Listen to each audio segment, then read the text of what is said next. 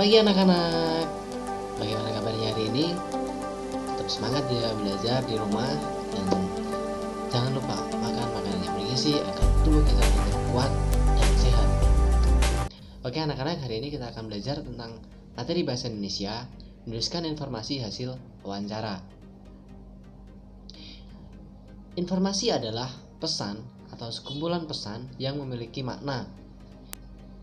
Informasi bisa kita dapatkan dengan membaca teks atau melakukan wawancara. Wawancara adalah kegiatan tanya jawab antara pewawancara dan narasumber untuk mendapatkan informasi atau pendapat tentang sesuatu. Pewawancara bisa mengajukan pertanyaan tentang informasi yang ingin diketahui.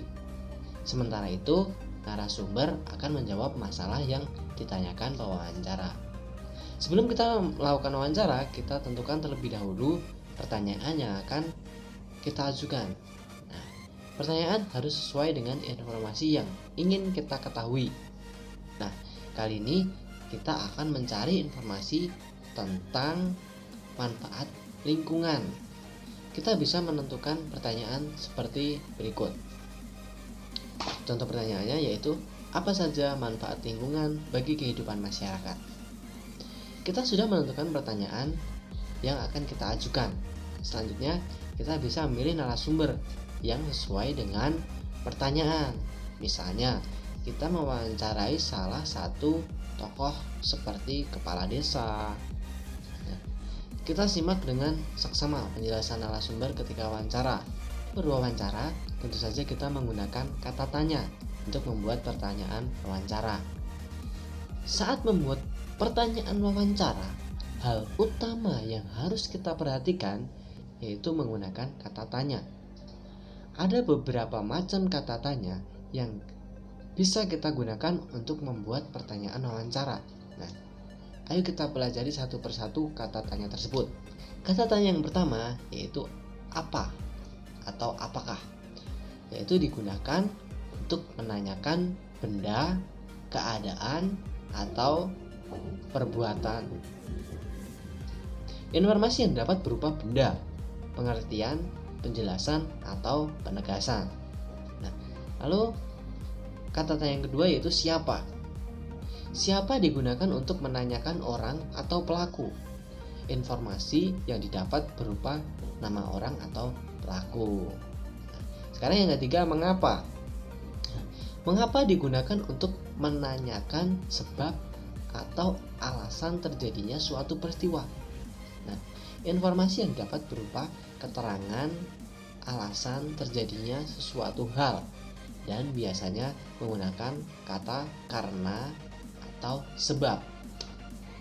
Nah, sedangkan kata tanya yang keempat yaitu kapan. Kapan digunakan untuk menanyakan waktu peristiwa yang akan atau sedang terjadi atau telah terjadi. Nah, informasi yang didapat berupa keterangan waktu seperti hari, tanggal, atau jam. Nah, sekarang kata tanya yang kelima yaitu bagaimana. Kata tanya bagaimana digunakan untuk menanyakan keadaan atau proses terjadinya suatu hal. Informasi yang didapat berupa penjelasan tentang keadaan atau proses terjadinya sesuatu.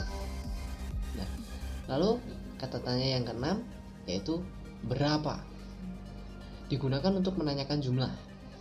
Nah, informasi yang didapat berupa penjelasan hasil menghitung jumlah secara tepat berupa bilangan. Informasi juga bisa berupa keterangan banyak atau sedikit jika jumlah sulit dihitung secara tepat. Nah, seperti itu. Sekarang kalian bisa melakukan wawancara dengan beberapa tokoh orang yang ada di sekitar kalian, bisa orang tua ataupun tetangga. Nah, sebelum kalian melakukan wawancara, sebaiknya kalian menuliskan dahulu nama narasumber, lalu membuat daftar pertanyaan apa yang ingin kalian tanyakan. Nah, seperti itu anak-anak.